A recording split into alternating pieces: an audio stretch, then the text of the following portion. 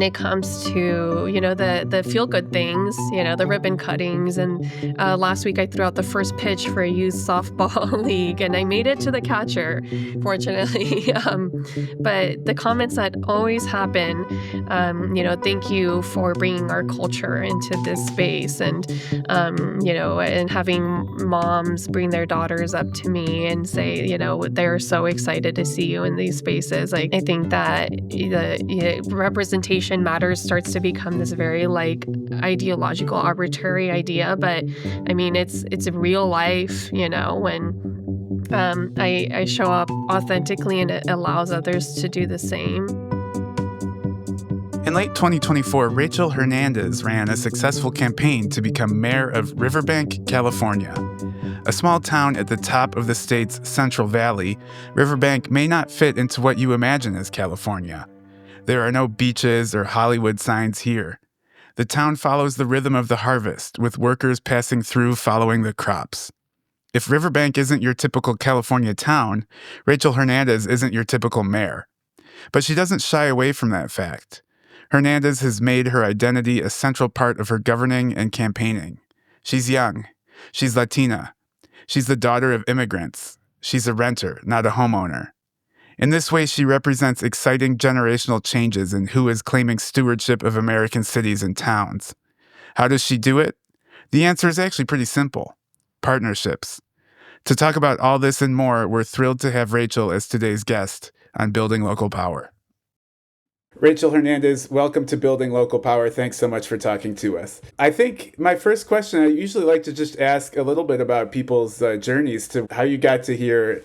I feel like being the youngest mayor, I think, right now in the county, I get asked this question a lot. It's a little bit different. It's a lifelong story, right? And to say it in a nutshell, I was not the person at school who, was in student government or in the clubs and did all the extracurriculars. Rather, being the eldest of 5 siblings and of parents who were both immigrants from Vietnam and Mexico, it was about figuring out life and how to survive and all the things. And even now, with the environmental things, I'm struggling now with my allergies because being born in the Bay Area, I feel like the environmental impacts really led me to have a lifelong, bout of asthma that I deal with regularly. And so it's all the things that intersect. As I got older, I went to junior college trying to figure out what I wanted to do with life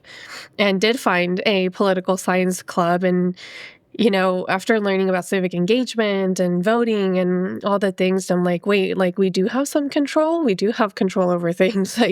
If we learn and become empowered, that we can start to influence the things and policies that are being made. And so really, it was during junior college I found that out, and I got involved and started volunteering on campaigns. My day job was in nonprofits, and got my bachelor's in political science and ended up getting my master's in public administration, not knowing, what I wanted to do with running for office. But in 2020, right after I graduated with my grad degree, peak pandemic, peak wildfires here in the northern part of California, and peak political unrest, with BLM and everything that was going on. And I decided, I'm the one that has been involved in campaigns. I dedicated my education to this, and my city council seat is up for election. And I was like, why not me? So I ran for office.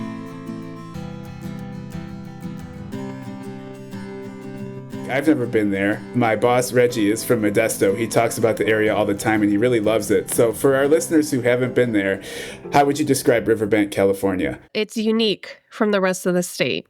I think folks who aren't familiar with California see it as either Bay Area or Southern California beaches and stuff. But there's this whole middle section, geographically large.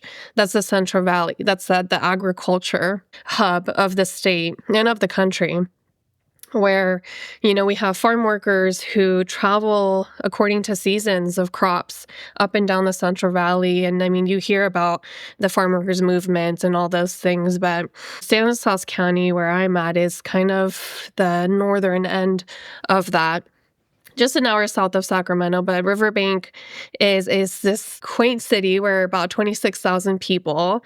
But really the intersection between, we have commuters from the Bay Area who are moving here because of cost of living, but we have generations of families that are here as well. And so, most recently, and we'll probably talk about it a little bit later, we opened up a Costco, which is huge for a rural city like ours, but points to kind of the shift that, we're seeing in some of the movement people are doing towards the Central Valley. So very small community feel still, I feel, but growing. I really enjoy learning about that, and I'm sure our listeners will too, and kind of poking at our stereotypes of California. So I'm glad you mentioned Costco. Presumably, one of the jobs of the city government is to help attract businesses and make it a climate where businesses can open and thrive. Can you talk about the importance of downtown small businesses to Riverbank?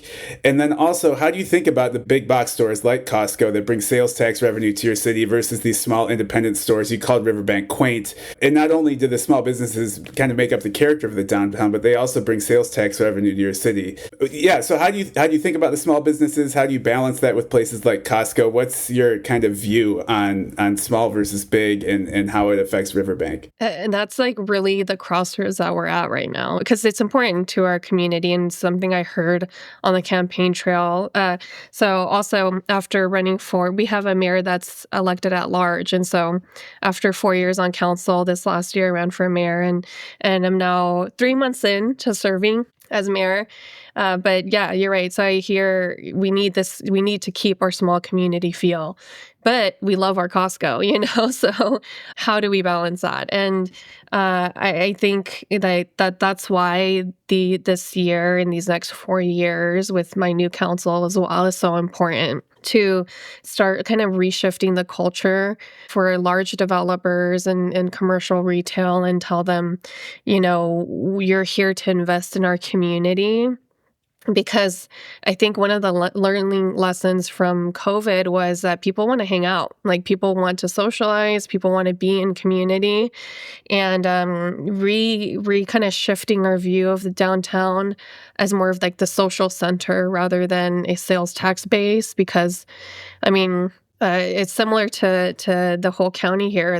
Vacant buildings, abandoned buildings, property owners who are not even in state, that maybe don't have those properties at the forefront of their mind. So trying to kind of hopefully guide the city and our decision-making body to rethink how we invest in downtown, and that there has to be an investment there. So partnerships all around, for sure. Makes sense. So it seems like supporting the small businesses downtown is an interest of the mayor and the city council in Riverbank. Do you have like specific policy ideas about how you might go about doing that? Yeah, you heard it here first. I would love to.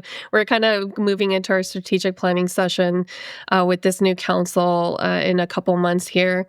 But addressing the vacancies of these buildings, making the permitting process a lot more streamlined. Having like a user's permit or user's license for a license that small businesses are already paying for to, be qualified for. Streamlining all of that. Partnering with nonprofits to have them kind of continue their cohorts of helping small businesses, and supporting them through the process. It's like all kinds of things. I want to hopefully create a package of for the downtown, because we don't have things like a downtown district or an association or something like that. So it'll be kind of brand new for us.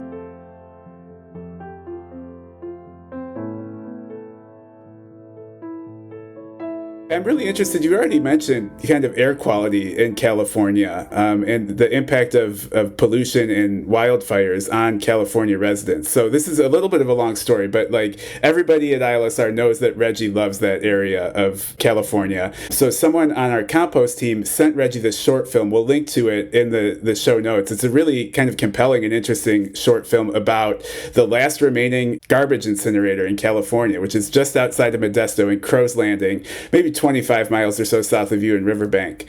Are you familiar with the incinerator and its effects on the residents? And more broadly, how does air quality as it relates to public health show up as you talk and work in the community? Is this a prominent issue? Where are you looking to help address it at the local level? I am familiar, and there's that group specifically and others that led the documentary are very involved. And so I think it's kind of like levels. There's the whole Central Valley is kind of behind, I would think, from the rest of the state in terms of keeping up with like recycling and air quality and I mean, water quality. Not that it's all bad because we all have drinkable water here, fortunately. But I think it points to the fact that some of these state policies, in a blanket approach do not fit, for our region. And so although there are very obvious impacts to us, the unique part of the Central Valley is that we're trying to figure out how to start keeping up with the state mandates with less wealth in the area, so which means less funds to allocate to the solutions of these problems. And almost like trying to advocate at the state level about how different it is geographically here, too. It's like large compared to the more densely populated Bay Areas and Southern Californias. And so it's like a constant battle. Being in local office, I didn't realize like how often I would be talking to our state legislators about, this is what the Central Valley is and this is how we're unique, and the farmers to the farm workers and their unique experiences and everything in between. So yes, yeah, and I think it definitely impacts us here. I mean, we're in this fish bowl essentially here in the state. So I think there's a lot of work to be done. That's really interesting. I guess I hadn't really thought of like a job of local office being kind of communicating and working with the state and advocating for your constituents at the state level. And I can certainly imagine how in California, Southern California having a big influence on statewide policy. As I was doing some research for this episode, I came across a letter posted to your LinkedIn that you say, "I am proud to be a young renter." And this question is kind of personal to me because I am a renter as well. One study found that across all levels, as little as 2% of elected officials nationwide rent their homes, despite more than 30% of all adults being renters. What problems can this imbalance cause, and how are you approaching governing for renters and homeowners alike? Yeah, I think it's that missing middle that we see in advocacy. And so I think that's what makes it difficult, too, because it's these groups that don't have the time to advocate or show up to the council meetings and do all the things. So it is first keeping in mind the rates of everything else that's involved. I mean, utilities, water, sewage, garbage, all the things, and advocating on that end. But then also taking ideas from other partners in other cities and trying to make it work here. So I'm looking at like inclusionary housing policies and hopefully bringing that. I mean, I've planted the seed enough during the last 4 years that the city as a whole, I think we're ready to move forward with something like that. And even further than that, hopefully take it to like rent control ordinances to support. But I think a lot of the onus falls on like nonprofits too, to be partners and help with us. So it feels like it's all of those things together, because it's true. I rent in a home that the prices are starting to be comparable to the Bay Area because of the changes around here. You mentioned looking to other cities as kind of an example, and I heard you say rent control ordinances, but I'm wondering if you could kind of give a specific call out to a city that has a renter-friendly policy that you would consider a good one or a goal for Riverbank. I think Salinas is a great example. It's another part of Central Valley, or Central Coast, rather, just south of us. But they enacted a rent control policy just, I think, a couple years ago. So I'm in close contact. But I guess if I can be a little candid here with you, it is difficult to do. This person that enacted this rent control policy is no longer elected. I think because of the rent control policy and the real estate interests, that get involved. And so this I keep coming back to like the partnership and wanting to work with, all industries here, but always keeping in mind and forefront the communities. Yeah, and I think you do a good job of explaining just the impact of rental homes. And you also mentioned the vacant storefronts and the out-of-state landlords and the small business question. So I just think the idea of governing for the renters is really interesting. Another thing I found in the researching this episode and learning about you is it seems like your personal identity is really important to you, and you're kind of upfront and candid about it and how you communicate with your audience. So talk to me about how the importance of identity shows up in the community and how you think it helps bring a community together to tackle the challenges and opportunities your city faces. It's like emotional, but always backed up by data, right? Yeah, there's a few studies, surveys, and data being collected that shows that in the Central Valley, the big one of the biggest growing voting blocks are young Latina women, and then to even be more pointed, it starts to talk about age, to talk about first generation, and I'm like, that is exactly who I am, and so though. I'm very upfront with everybody. I am a self-proclaimed introvert, and I would rather work behind the scenes, but I think it matters a lot to be in these spaces, to always unfortunately, you have to be over-prepared and show up to sit in those seats. But when it comes to, the feel-good things, the ribbon cuttings, and last week I threw out the first pitch for a youth softball league, and I made it to the catcher, fortunately. But the comments that always happen, thank you for bringing our culture into this space, and having moms bring their daughters up to me and say, they're so excited to see you in these spaces. Like, I think that the representation matters starts to become this very like ideological arbitrary idea, but I mean it's real life, when I show up authentically and it allows others to do the same. How does it feel to become a role model like that? It's I still feels funny, I still refuse to believe. Maybe it's this I grew up very close to the Mexican side of my family. You're always humble, It just is always so grounding. It's so grounding, when things start to get political or, divisive in other spaces, parts of, what this role is. It's super grounding. That's great. I'm really interested to talk to a mayor on the podcast. I think with the kind of shifting and unpredictable nature of the federal government right now, a lot of people are talking about state and local officials and what they can do and what kind of power lays in state and local government.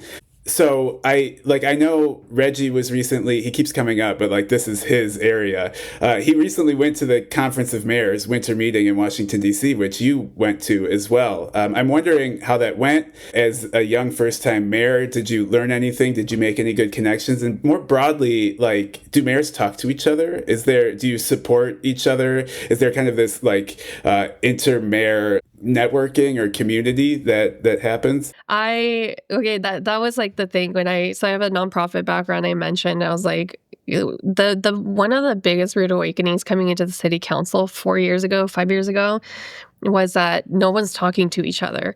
I was like, how do you get support? How do you learn? And it was just trial by fire those 4 years. But along the way, trying to find community. And I think that starts to happen more when with younger electeds. So we in different groups and cohorts in California, there's a statewide organization that unifies cities, and even in that, young people, we started finding each other. now have a group chat, somewhere on social media trying to connect. So there's like no formal thing.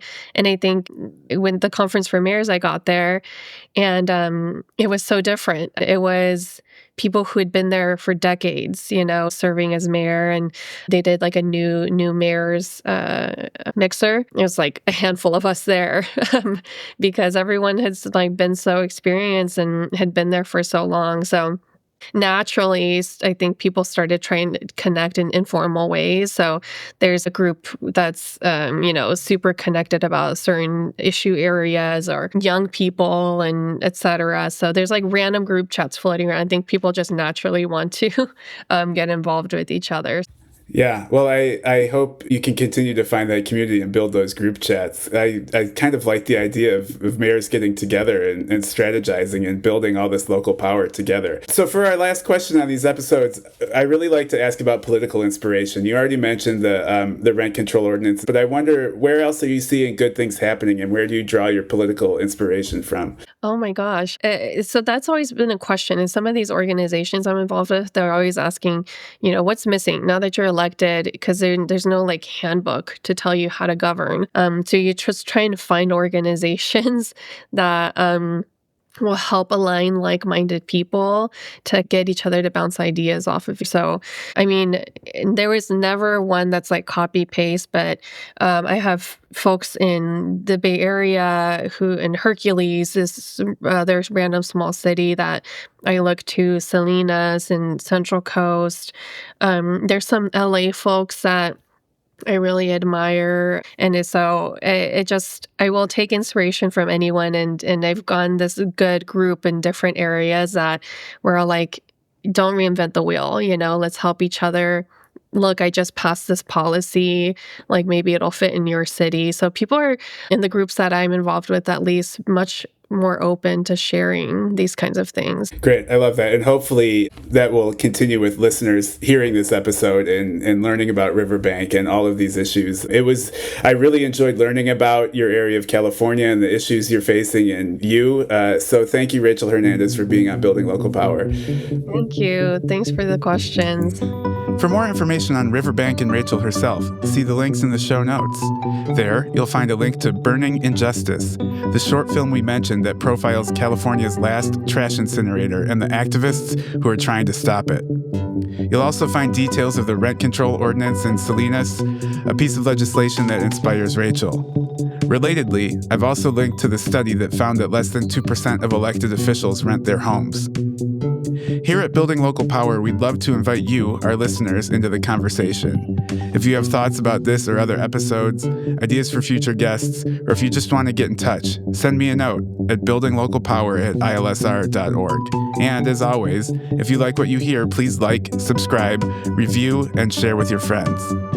This episode of Building Local Power was produced by me, Danny Kane, with the help of Reggie Rucker. I did the editing with help from Taya Noel, who also composed the music. Thank you so much for listening, and see you in 2 weeks.